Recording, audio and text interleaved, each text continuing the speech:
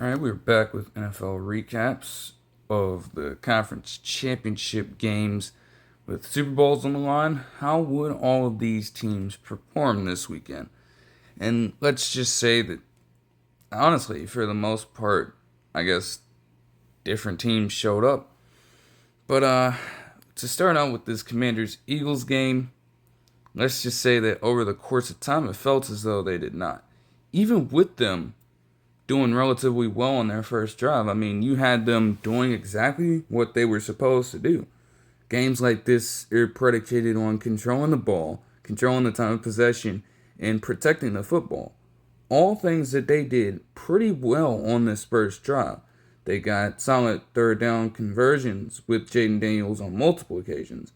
He would take it upon himself to complete a few passes here and there.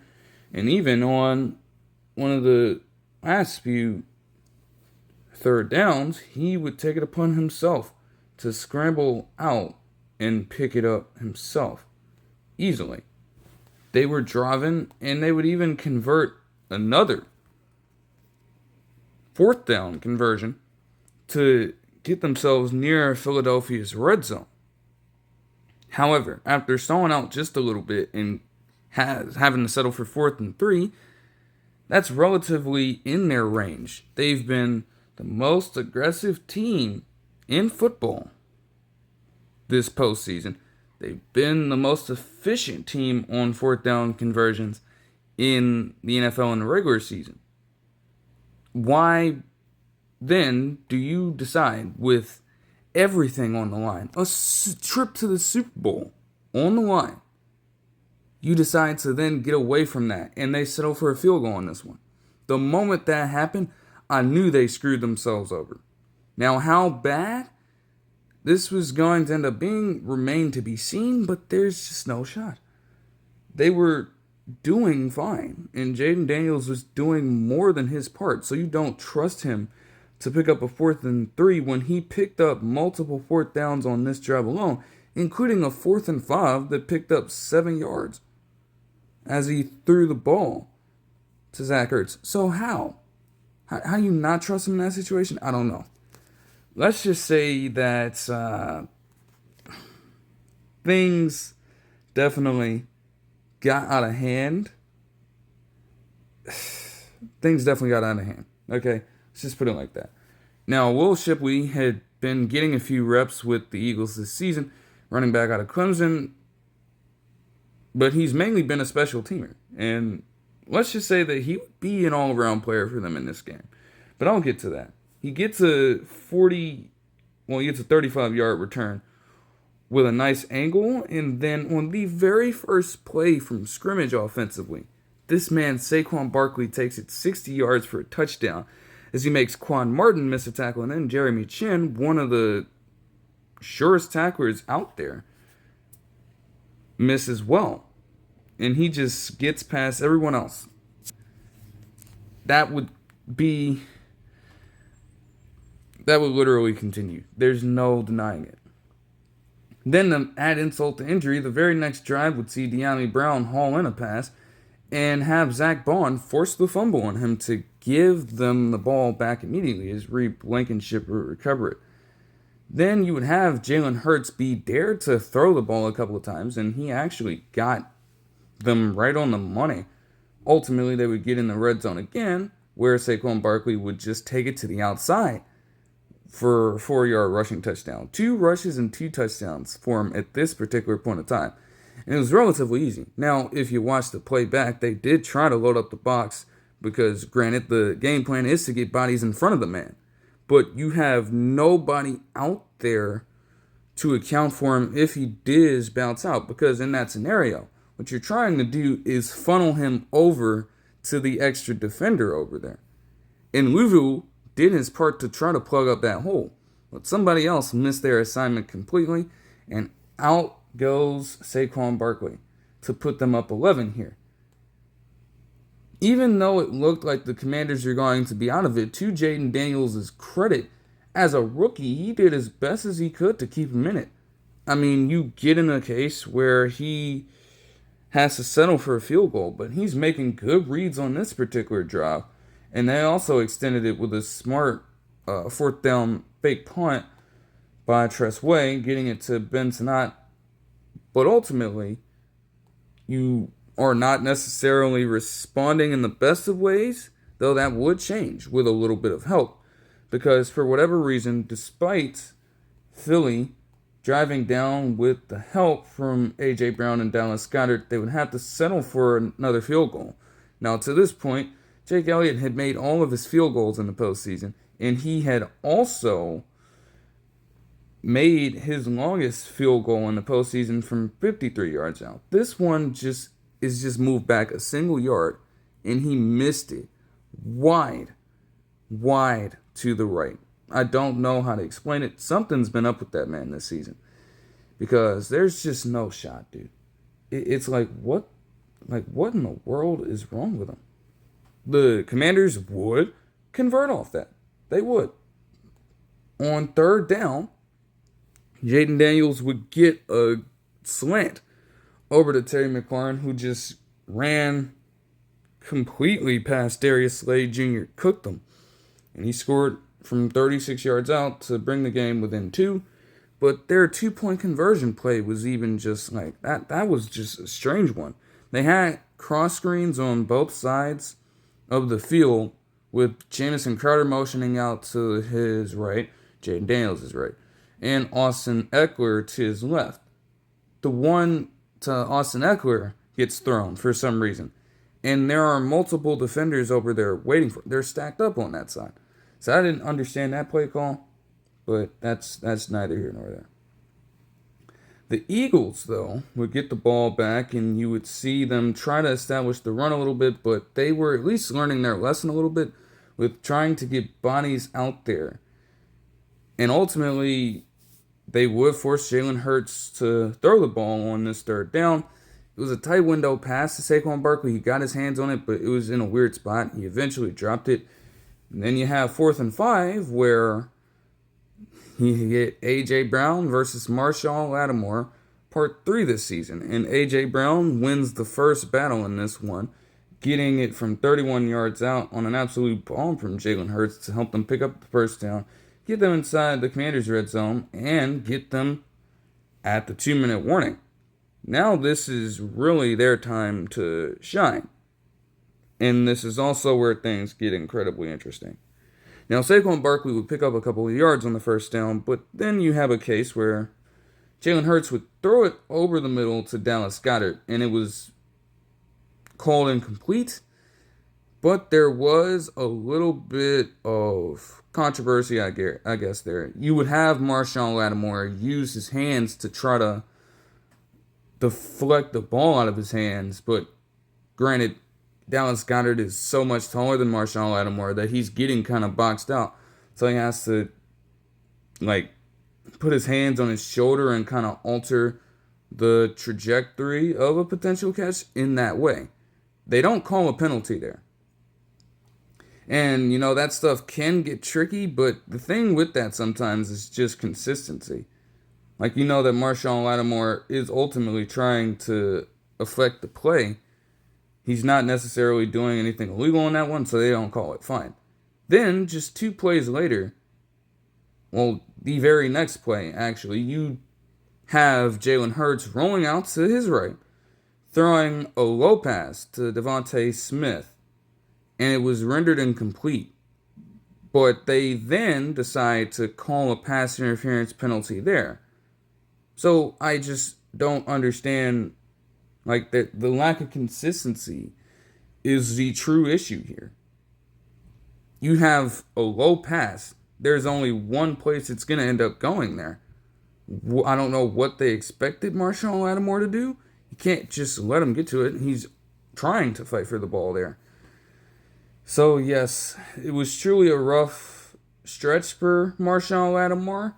But then things would come to a full head after Jalen Hurts would get an easy rushing touchdown off of the tush push, because of course A.J. Brown and Marshall Lattimore would get into it after the play, which honestly didn't end up mattering in the grand scheme of things. I mean, they tried the tush push again on the 2-point conversion and they stopped them that time, but it's you can't let the emotions get the better of you in a game like that. You have to you have to simmer down just a little bit, I would say. But it's hard to simmer down. It's hard for any player to simmer down when you mean to tell me that on the ensuing kickoff, you would have Jeremy McNichols get the kickoff return, and then Will Shipley comes out of nowhere to force the fumble yet again. That's two. And Kenneth Gainwell would get it, giving the Eagles a short drive and also giving them the opportunity to take off as much time as they wanted to. It would eventually take off 57 seconds, and Jalen Hurts would find A.J. Brown in the end zone on an out route. And the easiest thing ever. I mean, they didn't necessarily get physical on this one, but you mean to tell me that, yes, he was roasting Marshawn Lattimore for a stretch there. I get it. But you're going to put a rookie in Mike Sanderstill from that team up north on him when A.J. Brown is one of the more physical wide receivers in the league. You really think a rookie can match up with that? They made that choice, and it would cost them. They would go up 27-15. Eventually, after the Commanders would get their field goal in the half. To open up the third quarter, the Commanders desperately needed a stop, and they would get it initially. I mean, you would have them go 3 and out, but the Commanders with,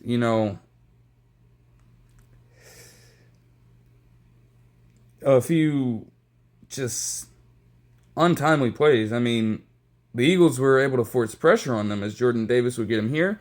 That offset everything. And the Commanders would be forced to do the same thing.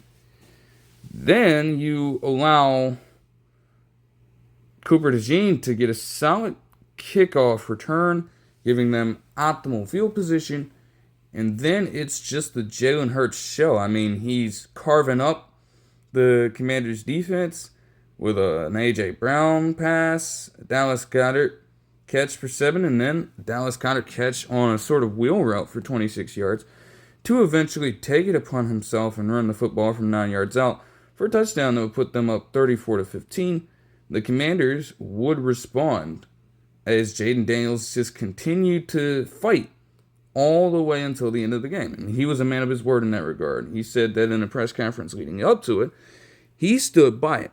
Everybody else, outside of a few players, and I guess Brian Robinson Jr. and Terry McLaurin, did not. They absolutely failed him.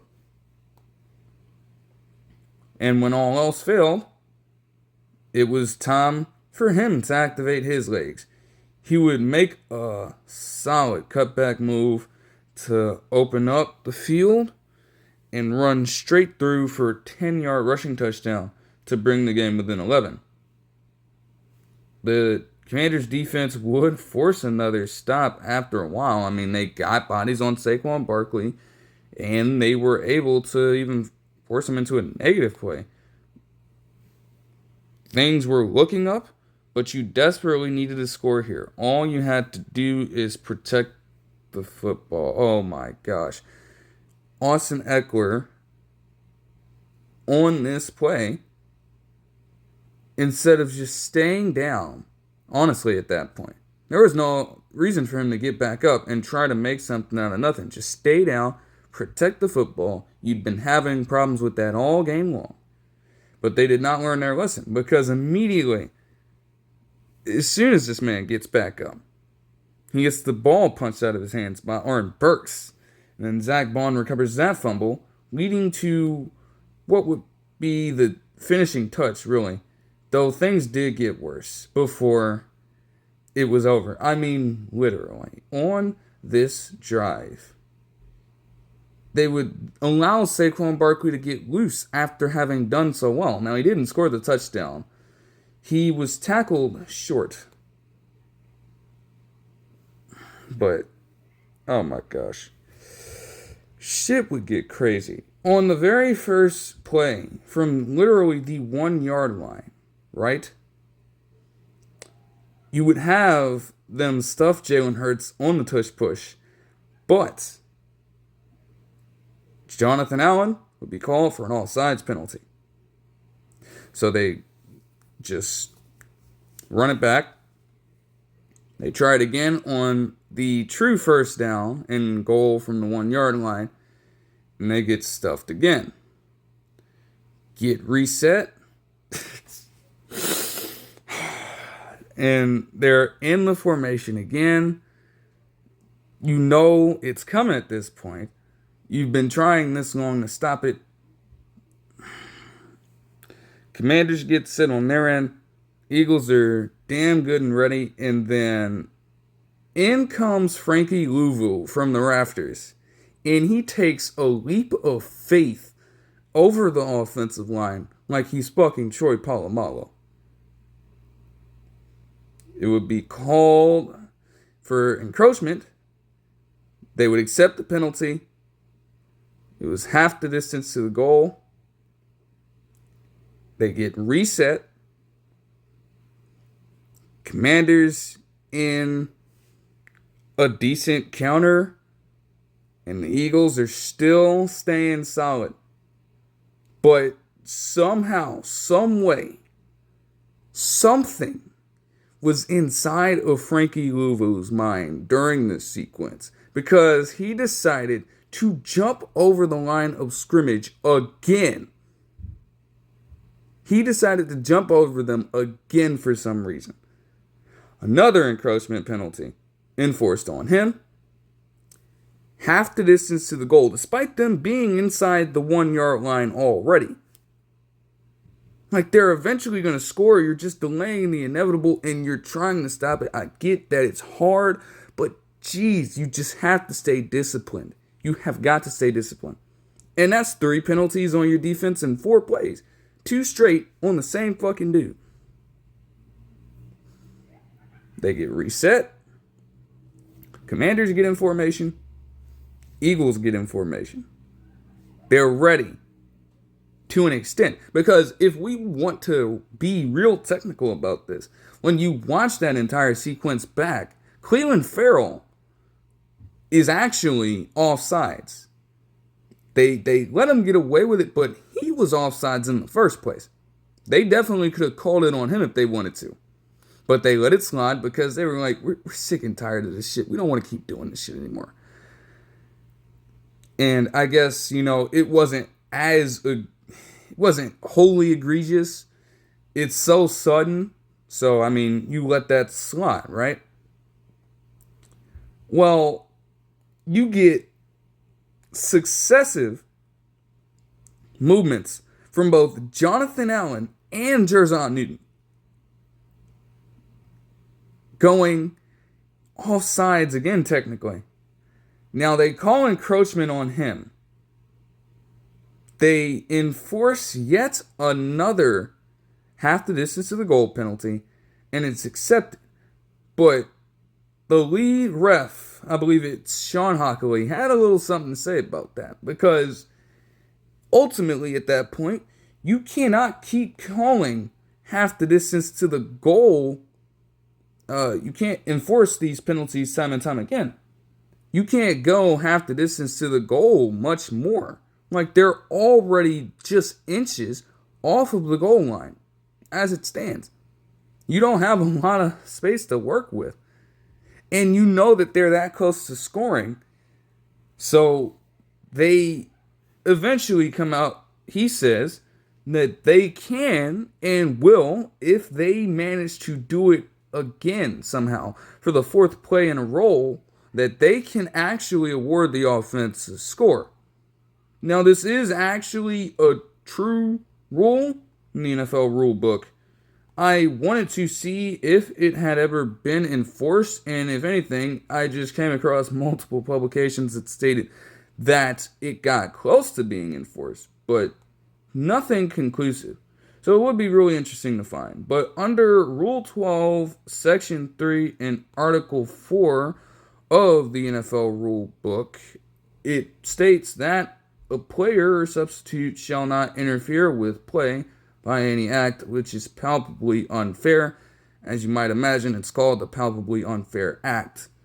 And In this case, they felt as though the Commanders were just purposefully trying to prevent the offense from scoring with the tactics that they were pulling off. Again, you're inches off the goal line. If you just get one more penalty like that you're probably just right on the goal line. So it's quite optimal to award a score in that case. Now, there are other examples of it coming close to happening. Like, for example, they mentioned that it would have been called on, or it could have been called on Mike Tomlin when he forced, supposedly, if you go ahead and ask him, he will deny. But when he forced Jacoby Jones into the attempted tackles by the Steelers special teams gunners, in that specific play, it could have been enforced there. So it's not always necessarily being on the goal line, but at that point, it's pretty damn obvious. Again, it's a damn near unstoppable play. To stop it, it comes down to timing. You've got to time it perfectly. I understand it, but geez, if that isn't the worst, that is the most undisciplined thing imaginable, to consistently allow that is fucking wild.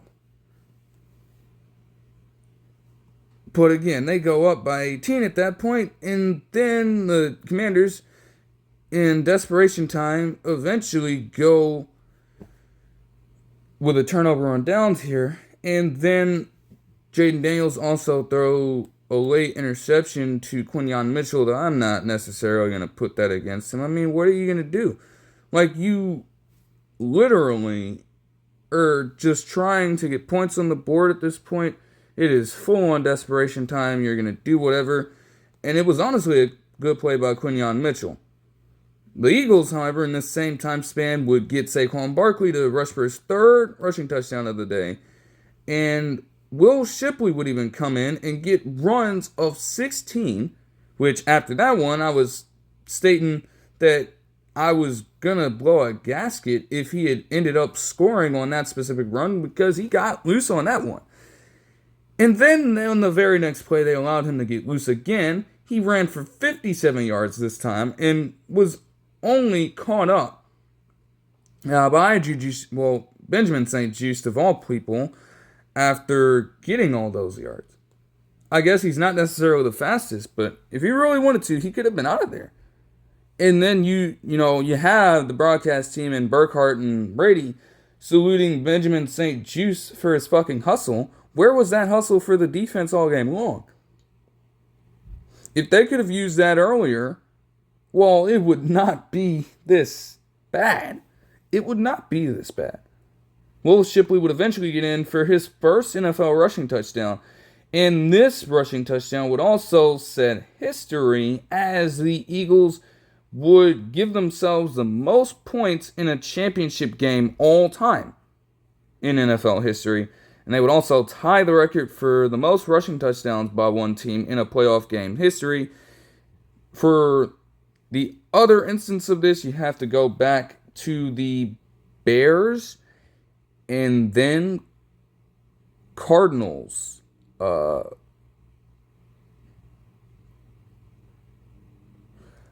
I'm pretty sure it's Bears Commanders.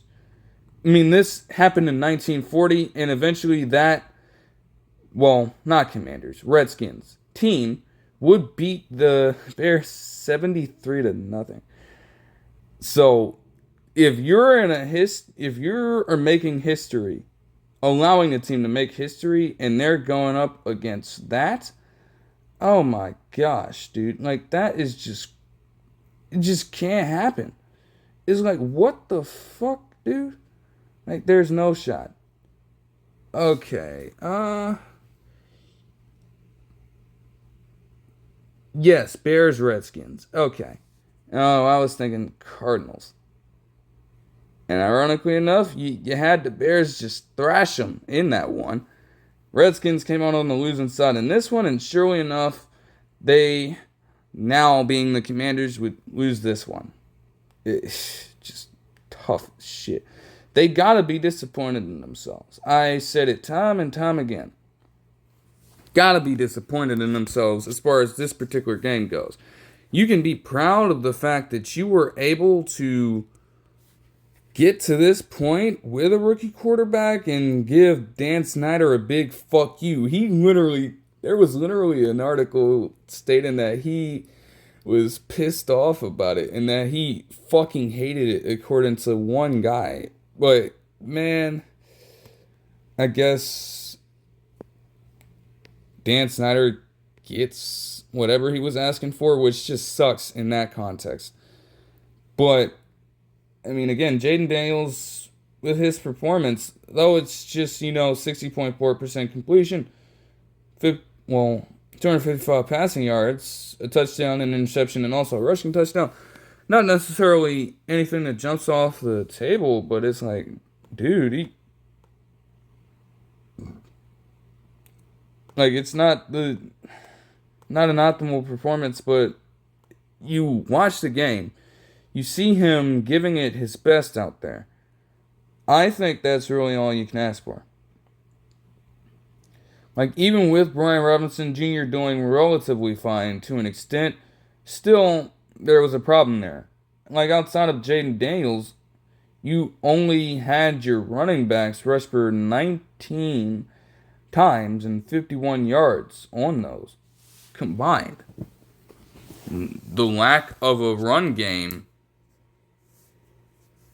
and they had been doing well in the regular season. So the fact that they could not get what they needed to from that department at this point, not good. Zach Ertz would have 11 receptions for 104 yards, while Terry McLaurin would have 3 catches for 51 yards and a touchdown. Meanwhile, Jalen Hurts, they had their defensive coordinator come out and say that he was going to get hit like a running back and that they were going to force him to throw the football as many times as possible. Will take 71.4% completion from him, 246 yards and a touchdown with no picks. As he also managed to run, though just got 16 yards on 10 carries, he did get in for 3 rushing touchdowns. Saquon Barkley had 3 rushing touchdowns as well on 118 yards on 15 touches. Well, Shipley stepped in and got 77 rushing yards on 4 carries for a touchdown while also forcing a fumble in this game as a special teamer and getting 88 yards on kickoff returns. Quite the wild day for him, but I think he'd take that. As for the passing game, A.J. Brown would have 6 catches for 96 yards and a touchdown. Definitely his finest performance this postseason. Dallas Goedert would also have 7 receptions for 85 yards in this one. And the Eagles would give themselves a bid to the Super Bowl. Now they were awaiting the winner of this next game between the Bills and the Chiefs. And I think everybody at this point, whether or not you were a Bills, Chiefs, or general NFL fan, you just wanted a better game than a 32-point blowout with the most points in championship game history for either conference scored. That's all you could ask for at this point. And the Bills would start out the game with the ball, though, to the Chiefs' defense's credit, they would force them into a 3-and-out immediately, giving the Chiefs a chance to take their stand here. And just a lot of matriculation down the field. You had short pass after short pass after short pass, just carving up the defense. And then you get a sort of intermediate pass from Patrick Mahomes eventually, and this one will be hauled in by Juju Smith-Schuster, who would then catch it and run for 31 yards, getting near Buffalo's red zone. It was all Kareem Hunt for the rest of this point, as he would eventually get the ball in the end zone for a 12-yard rushing touchdown. Not going to say the other thing. The Bills would drive down and get themselves a field goal with Tyler Bass's make accounting for the longest playoff field goal made in Arrowhead Stadium history, surprisingly enough. Definitely shocking, coming from a man who has single-handedly been one of the more vaunted kickers in the NFL over the course of his time, despite him being fairly accurate over the course of his career. Some of the kicks that he's missed have come in big moments, notably last year's game that saw the Bills end their season with him kicking it wide right and missing. Also, this man happens to be a kicker that missed one of the shortest attempted field goals in the NFL. I believe he missed from fucking 25 yards out. Same dude. But I guess he can have a boot when he wants to. You would have the Chiefs try to get the ball back after making the Bills settle. You would hope that they would try to expand this lead and just put them into submission or get them closer to that point early. Self-inflicted wounds would screw them over, though. You would have Mahomes get a first down with his legs, and then you would have Xavier Worthy get close to the first down on a jet sweep. On this second down, though, you would have Patrick Mahomes lose the snap and fumble the football. Now, AJ Epinesa would have recovered this fumble if it stood. However, there was a penalty on Ed Oliver Jr. of all players for the Bills. So there was no play. The Chiefs would get an automatic first down. They would try to run it again. This time getting the yardage they need as well with Kareem Hunt and then Xavier Worthy getting the same amount of yards gained with 12 and 8 respectively. Then you have yet another second down and 2, this time near red zone for the Bills, where Mahomes fumbles it again, loses a snap exchange, and just botches the handoff attempt to where Ed Oliver Jr. grabs the ball up and redeems himself instantly. Definitely a huge play because the Chiefs truly could have put a dent in the lead if they really wanted to on this one. But the Bills decided to start getting into their bag. They started involving James Cook a little more in the rushing attack and also on a sort of swing pass to just get him out in space and let him work. This is a man who has been just on fire when it comes to picking up scrimmage touchdowns this season. So you know that you're going to be in good hands with him. Eventually, he would take a run all the way outside and then cut back in at the perfect angle for a 6-yard touchdown run to give the Bills the lead. And then you would have the Chiefs get the ball back, giving Travis Kelce his first catch for 8 yards, and then also picking up timely third downs with more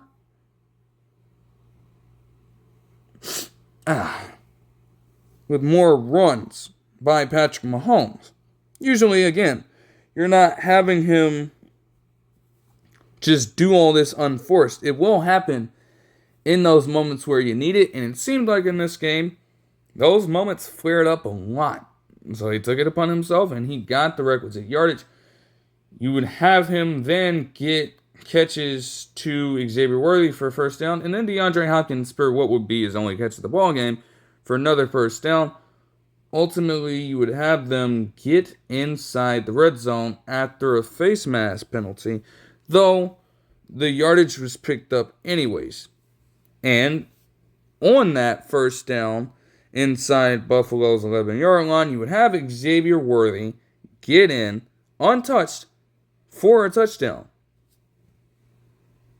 They were really trying to make the Bills feel Xavier Worthy in this one. It was almost as if they were just taunting them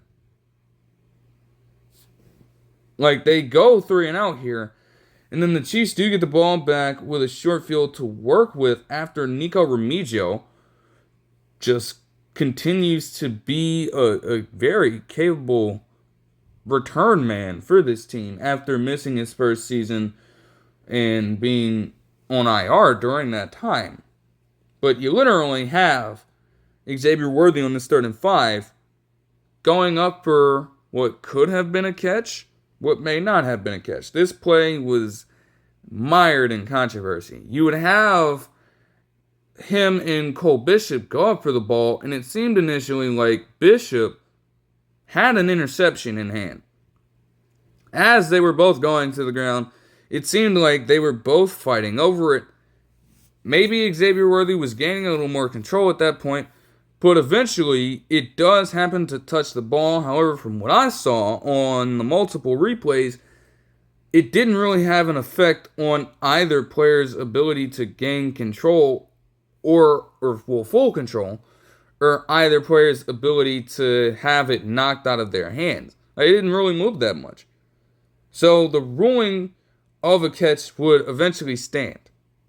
But for Xavier Worthy, a speed guy, to go up and make that play against the very team that traded his draft rights to the team he's playing on.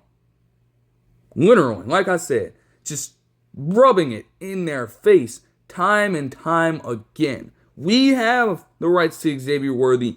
You gave them to us. Now we're going to show you what he's really about. You could have had him. I'm telling you, we'll die on this hill, man. Just pick him out of spite. Now you're paying the price. And that would continue eventually. Though Mahomes eventually would take it upon himself to run for 1 yard out and get the score to put them up 21-10.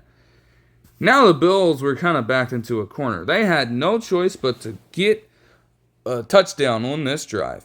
Because if they didn't, well, the Chiefs get the ball right back to open up the second half. You needed to score here. And after a few solid plays, Hollins would take it upon himself to make probably, I would say the most pivotal, positive play for the Bills at this point, getting a 34-yard touchdown catch while drawing a penalty for pass interference on Trent McDuffie to get them down by 5, just 5 at this point. A great ball and a beautiful catch, well fought by Hollins on that one. They would go for 2, and for whatever reason, they would run the traditional sneak that they always do because it seems to work all the time. When they run it with Josh Allen, it would be stuffed, and then you would have him try to pitch it back for some reason. That did not pan out. It was not good at all. Now the Chiefs would get the ball back to start out the second half. Mahomes would get a first down himself, and then Marquise Brown would manage to pick up yet another one. But with the help of Matt Milano getting out in space and preventing Mahomes from being able to make these plays with his legs, he and the team would be forced to punt there. The Bills would just go back to what worked for them last week, to be honest, against Baltimore. They utilized James Cook, and they also, in short yardage situations, just ran Josh Allen down the Kansas City Chiefs defense's throat, time and again. He would eventually get a 13-yard run to get them inside the 10-yard line of the Chiefs. The Bills would alternate between runs or plays with Josh Allen and then runs with James Cook. Eventually, on 4th and goal, James Cook would get outside and he would get lit up by Nick Bolton. But he had his other arm completely free after being able to stand up or remain up while having his left hand on the ground. he would stretch across that line of gain, and he would get in for the end zone to give them a 22-21 lead, with their 2-point attempt failing it again. Now, the Chiefs would punt again, and it seemed like the Bills, if they were able to do some damage on this drive, they could make things pretty difficult for the Chiefs. They would just run and run and run and run the football, while also throwing some short passes in there as well. Just any check down you can think of, they got it, all for the purpose of trying to get Josh Allen in those short yardage situations, because they know that in these cases it has worked like a charm. Now, they would be in an earlier 4th-and-1 situation on this particular drive, where it looked like Josh Allen fumbled, and he did upon further review, but he was able to get the ball midair and pick up the yardage that he needed. They would get in a similar situation just a few plays later after a couple of short passes and a James Cook run. Now, I do question why they didn't have James Cook in on this particular play. And it feels like on this, you could have tried to give James Cook the ball. Like, I know that you want Josh Allen to assert himself. I know you want that, but like, James Cook had been running rampant all over them. Like, you figure you could get a yard with him. Instead, they give it to Josh Allen, and Nick Bolton does eventually get the pushback that he needed to prevent Josh Allen from getting the first down here. It was right there, and it was close. Maybe he could have gotten over, but at that point, they decided that there was no conclusive way to overturn it, because that is what they called on the field. Vice versa, if the Chiefs would have been in this situation and they said that Mahomes was stuffed short, if they run that exact play and they get down to that exact same circumstance, there's a good chance that that would probably just be forced to stand, and then Buffalo would find themselves on the receiving end of that call. But the Chiefs would take that and literally run with it. I mean, you would have a catch and run from Juju Smith-Schuster. You would have Kareem Hunt take it upon himself to get 13 yards on back-to-back carries. And then Mahomes would once again display the talent he has with running the football. It's not necessarily the first thing you think about when you think about Patrick Mahomes, but he's definitely more than capable of doing it. He would get outside for a 10-yard run, and also get the 2-point conversion he needed to give them a 7-point lead. At the very least, the Bills got right back to using James Cook. You would have him get 32 combined yards on back-to-back catches before, on a later 3rd and 8 in this drive, you would have Josh Allen find Mack Hollins deep over the middle yet again, this time for 32 yards, and this time coming up just short of the end zone. Now, they would stall out a little bit as the Chiefs defense would try to make a goal line stand, but Curtis Samuel, the Ohio State man, on 4th and goal from the 4, would get in the back of the end zone and as free as possible with the help of some pre-snap motion for a touchdown that would tie up the ball game. Now it was going to come down to these moments. At this point, it was clutch time all around. No excuses. Travis Kelce will lug his second catch for 11 yards to pick up a first down. And then you would have Xavier Worthy get a 23-yard catch from Patrick Mahomes, which could have, if not for Jordan Phillips getting a sack on the very next play, that could have sealed the deal. Or it could have been one of the plays to have sealed the deal. But credit to him, because the Bills' defense did tighten up after that. And they did force them to kick a field goal. Josh Allen would not leave this game saying that he had no chance, that he didn't get the ball back, like the 2021 divisional round. They literally forced the change in the overtime rules with that game because he complained and complained that he didn't get the ball back, that he didn't get a chance to see the field again. Well, now's your chance. Now you got to make something of it. And on this drive, you would have the Bills, despite a Josh Allen 13-yard run, go relatively quiet after this point.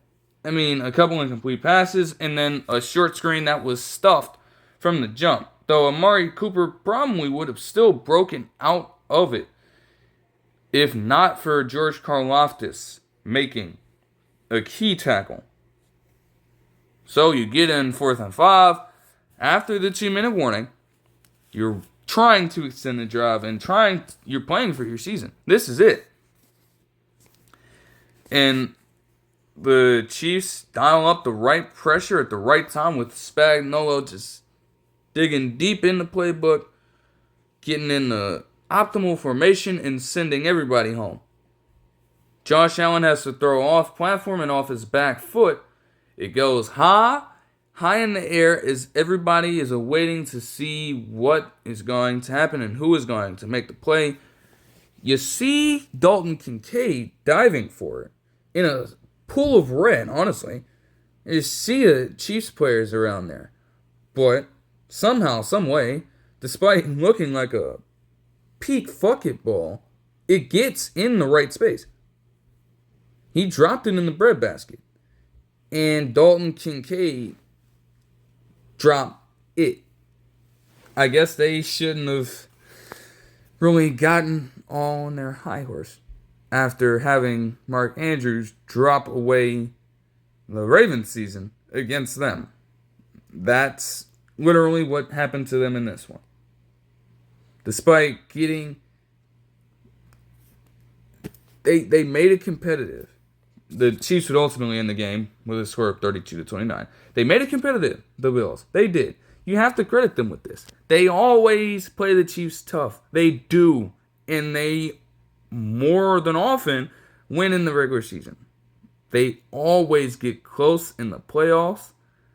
But they can never, and I mean never, for one particular reason or another, finish. They can't. It was untimely plays in the championship game. It was the defense crumbling in the final moments. They shouldn't be able to make something happen in 13 fucking seconds. But that's a little bit of Patrick Mahomes, but that's also not being good on defense in that one. It's Tyler Bass last year in the divisional round. And then it's a multitude of things. I mean, some of those 4th down attempts were crucial. They might have already had the game tied up if they didn't miss so many opportunities on 2 or just decided to take their points when they got them. Like, that would have saved you all the trouble there. So, if anything, you don't go for those 2-point conversions. There's no shot that things pan out the same way, but from a technical standpoint, you give yourself 24 points instead of 22. You score the touchdown there. And then you think about going for 2 in that particular moment.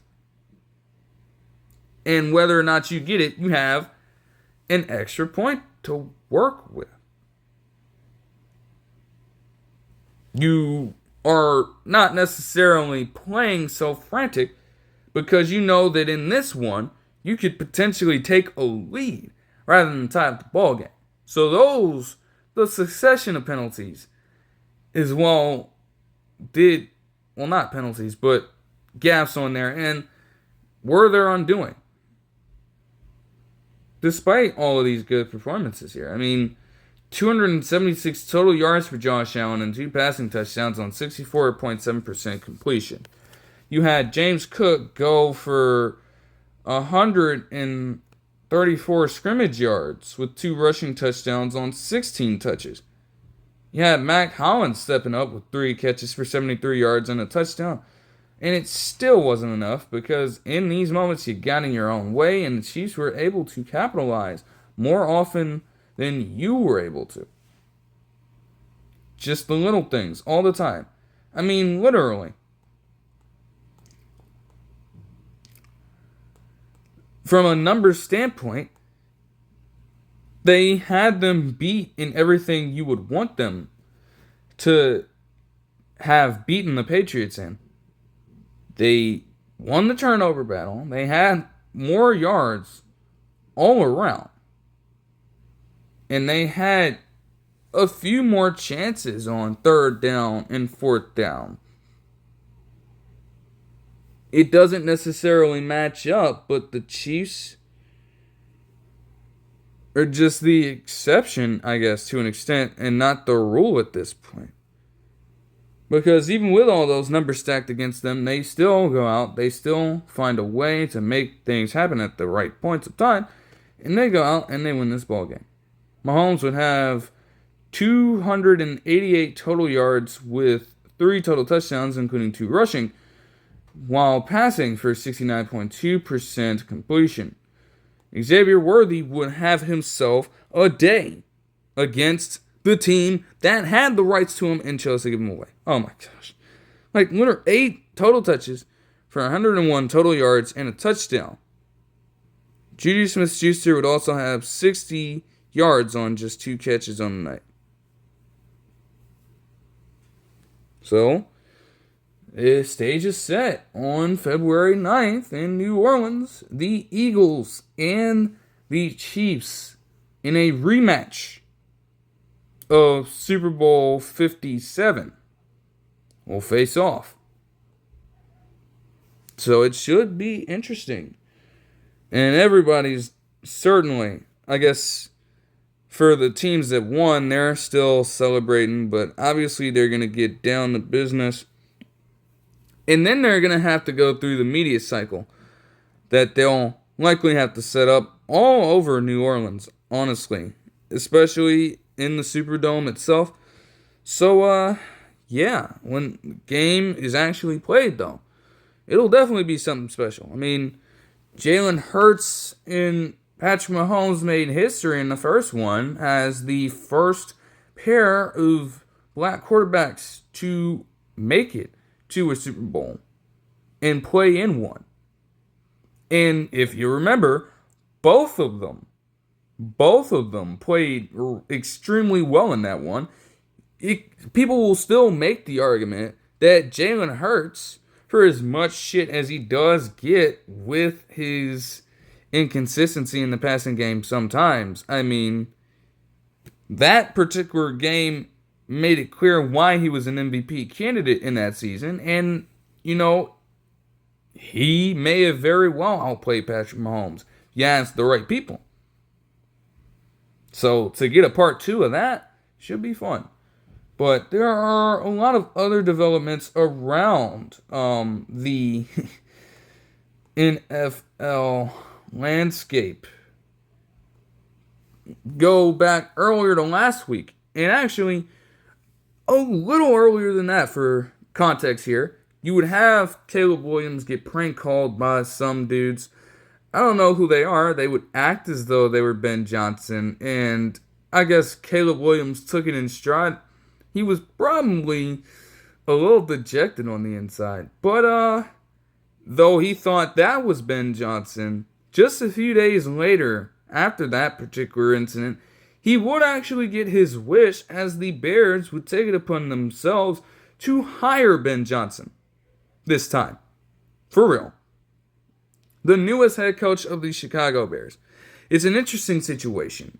And you instantly know that him being an offensive coordinator who has led a top 10 offense in every single season he's been in Detroit. You know that the development from Caleb Williams could be absolutely crazy in this one. Now, even with Ben Johnson being a potentially great candidate for a head coach, there are still many things that need to happen in the organization. You know, not everything's set in stone. You still have to get offensive line together. You still have to get a full coaching staff together. I mean, this is a first-time guy. You want to make sure that you're getting the right people in there. And it seems like after what would take place yesterday, they seem to have found a decent pairing. I'm not all too familiar with Declan Doyle, but they would hire him as their offensive coordinator. Honestly, I guess you got to try something. You could not give Thomas Brown those reins again after they got off to a slow start after slow start and low-scoring game after low-scoring game. So Doyle gets his chance. The Bears would also take it upon themselves yesterday to hire Dennis Allen, the former DC for the Saints, and then interim head coach, who was fired for good reason. Now he'll make his return to DC, which, again, maybe he's legit as a defensive coordinator. And honestly, with some of the units that he's led in the past, I think that is honestly the right move. He should only be watching the defense and literally nothing else, because if he were doing that, that would ruin him. The Colts have hired defensive coordinator Lou Anarumo, who was fired by the Bengals in this offseason, and he will take over the job. Now, the Colts themselves were a unit that ranked in the bottom half defensively, 29th in yards and 24th in overall points allowed. Now, as a member of the Bengals staff, their defense was obviously vaunted this season.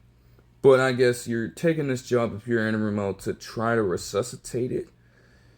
It feels like the Colts as well, in certain areas, they are much stronger on the defensive side than the Bengals. Especially in the secondary, it appeared this season, specifically. So you have some pieces to work with. The Cowboys. The Cowboys.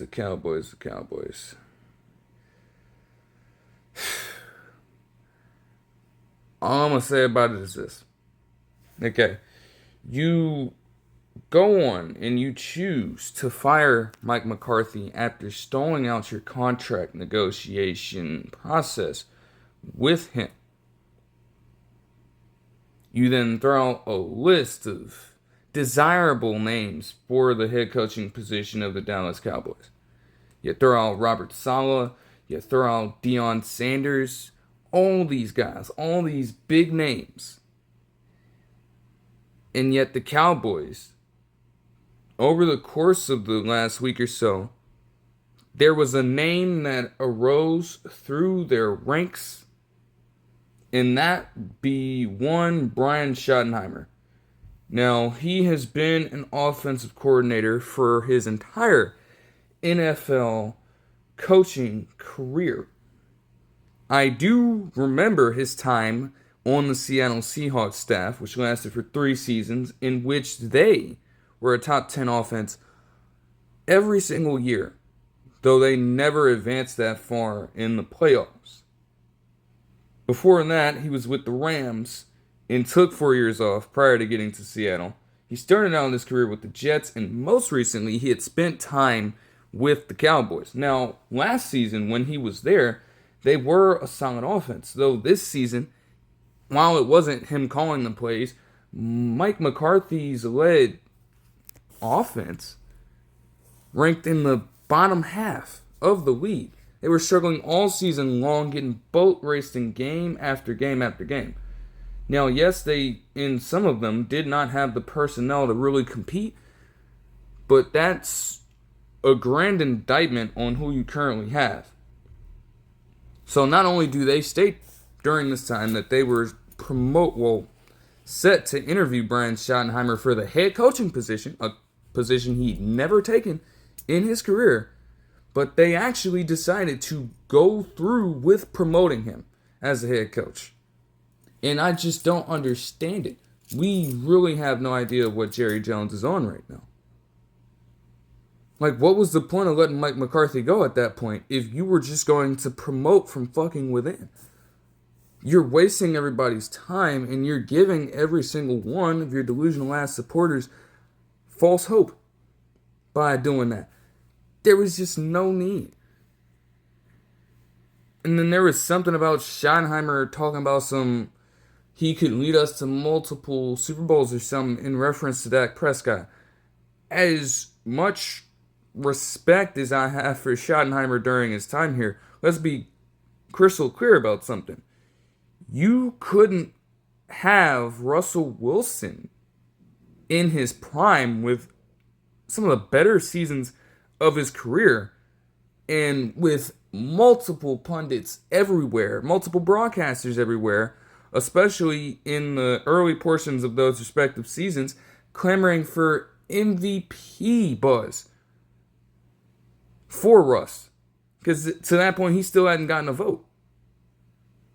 That version of Russell Wilson couldn't get you to a Super Bowl at all. So you think a prime Dak Prescott, who isn't even really on the same plane as a prime Russell Wilson right now, he can lead you to multiple Super Bowls. We'll see how that goes. The Patriots re-signed Josh McDaniels for some god-awful reason. This is his third stint with the team as the offensive coordinator. Clearly, it's been proven time and again that he is not a good fit for a head coach, but I don't know why they'd want to go back to the old way.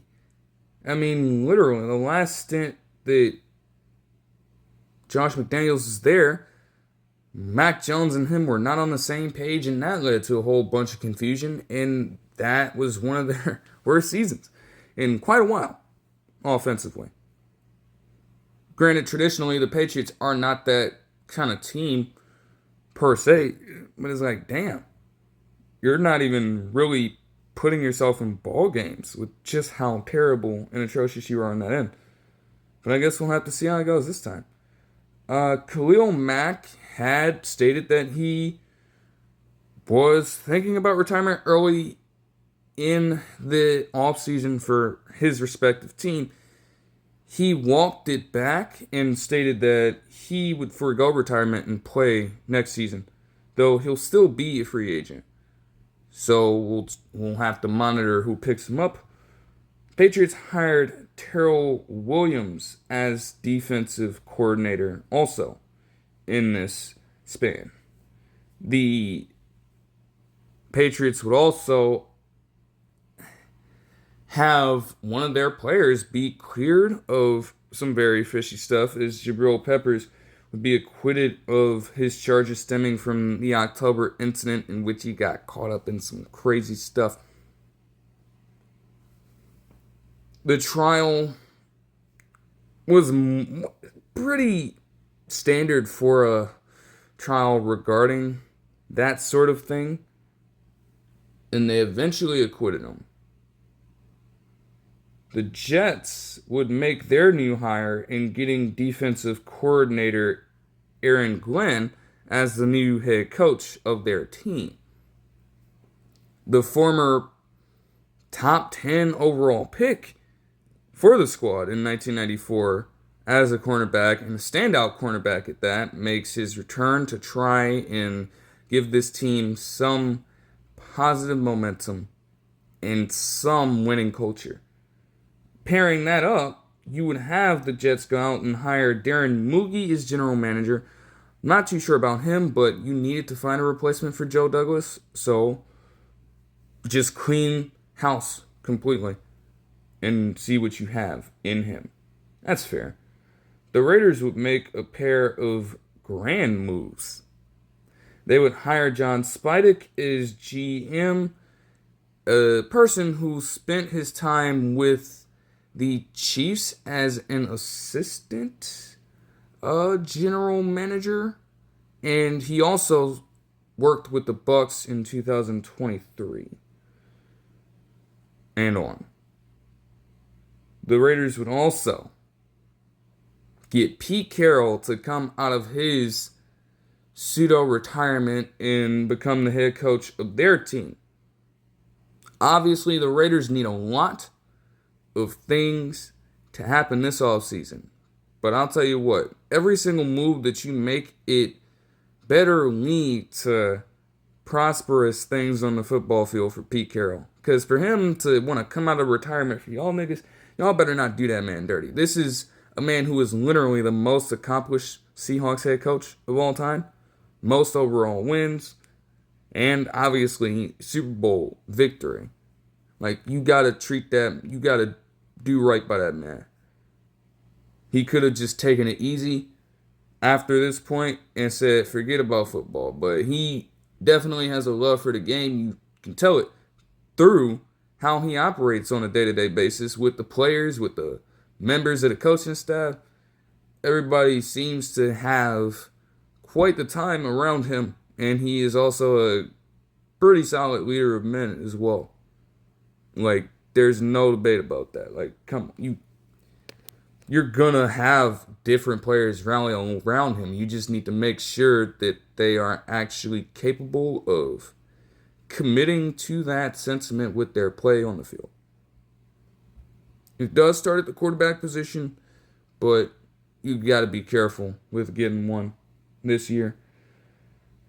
The Jags would make a pair of crucial moves, but not before a lot of drama kicked in. You see, Liam Coen, the Buccaneers offensive coordinator, was up for a head coaching position. Generally speaking, he led one of the top offenses in the league with the Bucs this season, and also had a factor in the turnaround for Baker Mayfield last season as well. So they were definitely looking into him, multiple teams. It did come down to the Jags and Saints for him, so he would spend his time with the Jags, and he felt that, at least with the personnel offered to him as far as the actual roster goes, he could work with that. But as was the case with multiple head coaching candidates at the time, nobody, and I mean absolutely nobody, wanted to go and take the job because there was one cancer to the football team still existent in that organization, and that was none other than Trent Baalke. So as a result, though Coen was looking like he would take on the job, ultimately he backed out of it for just a little bit and reconvened with the Bucs, who offered him a deal for one of the largest contracts in the NFL for an offensive coordinator. Now, his fellow offensive coordinator in Ben Johnson got a salary worth around $13 million per year as a first-time head coach. There's a chance that Coen could have fit the bill there, but with Baalke in the way, there's absolutely no shot. But then things started to get really interesting because just a few hours after they reported that the Bucs offered Coen the deal, they would state that the Jaguars actually fired Trent Baalke. An optimal move at an optimal point of time. That franchise, in terms of production, had been sinking for quite a while and had just been relatively stagnant in that bottom-feeding position in terms of acquisition of talent. Over the course of every single year, he oversaw the roster construction as a general manager. Like, they knew this was a problem when he was with San Francisco. They allowed it to persist there, and it just sunk them completely. Ruined every single other opportunity of this head coaching cycle for them. But there was a plan here. Because, again, something I forgot to mention, which is the second part of this thing, Coen didn't sign the contract formally. He wasn't under any sort of restriction.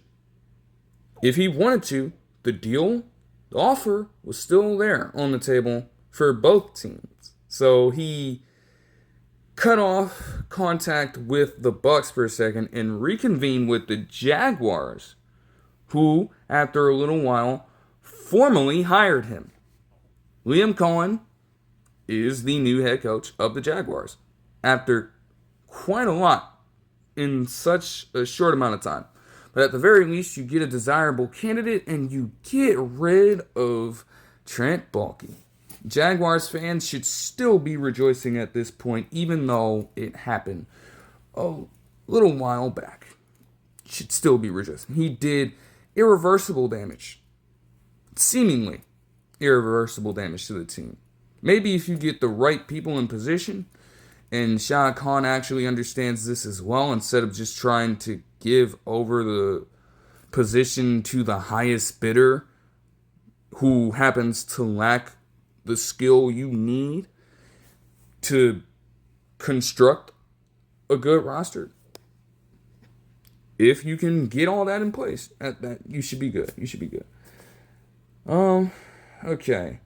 The Bengals would hire defensive coordinator Al Golden from Notre Dame. Now, I guess he spent some time in college because they did mention that he was with the Bengals coaching staff in 2022.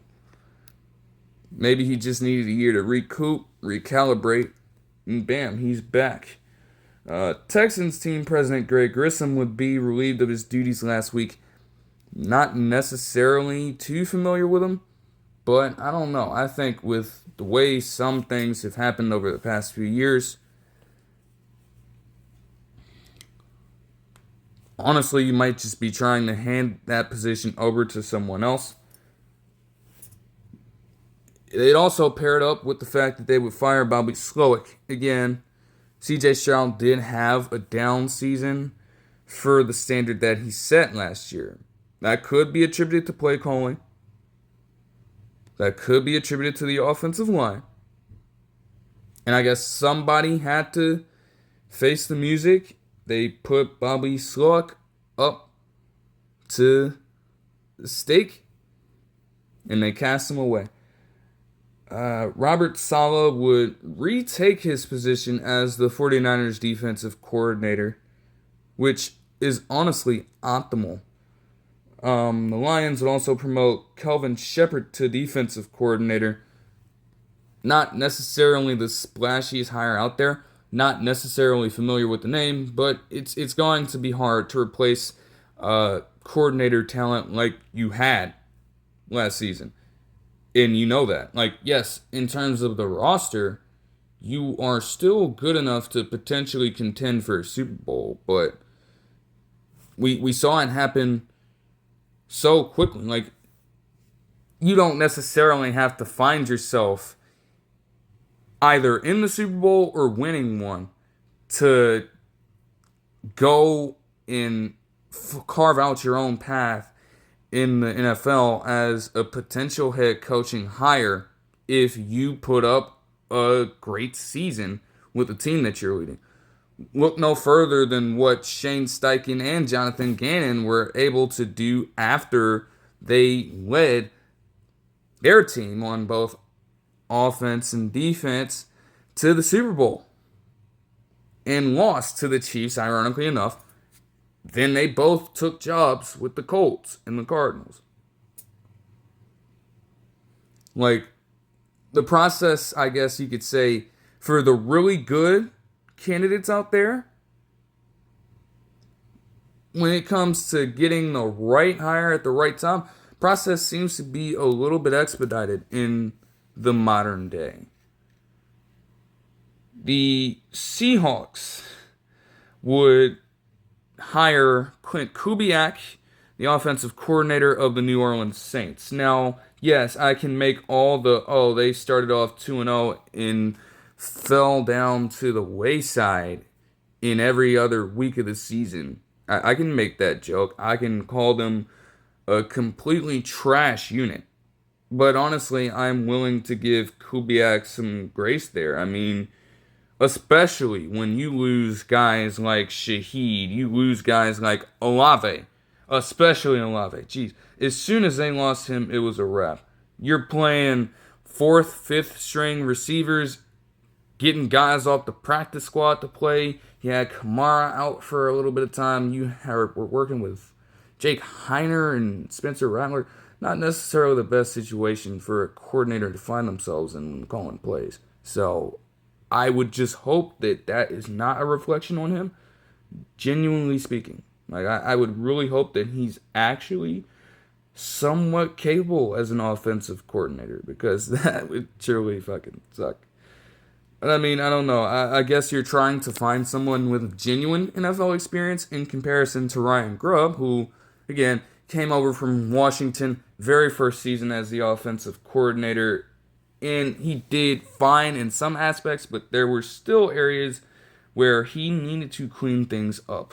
Maybe Kubiak can handle that. I'm really hoping he can. The Patriots would also hire Thomas Brown as the passing game coordinator and tight ends coach.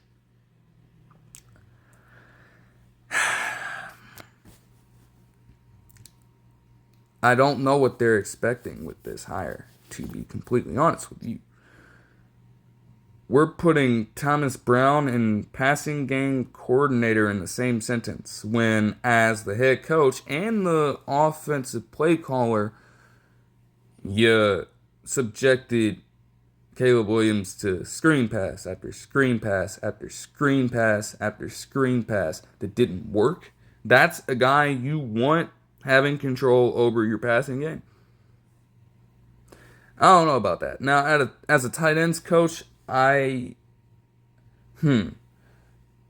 could help, because if anything, you could help out players like Hunter Henry and Austin Hooper get a little more production in. And honestly, both of those players, especially Austin Hooper near the tail end of the season, did become more involved in the offense anyways.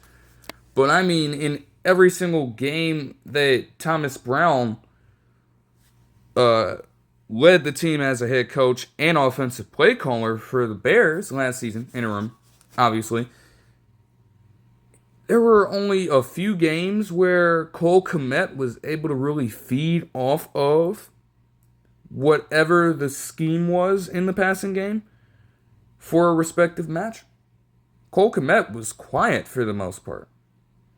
So if you couldn't do that with Cole Kmet, who at this point you could argue is a little better than both of those guys, how do you expect to pull that off with a relatively deep tight end room of possession threats and vertical downfield players? I don't see it right now. But something crazy may happen. That'll do it for this one. I hope you guys enjoyed the video, and I'll see you guys in the next one. Peace.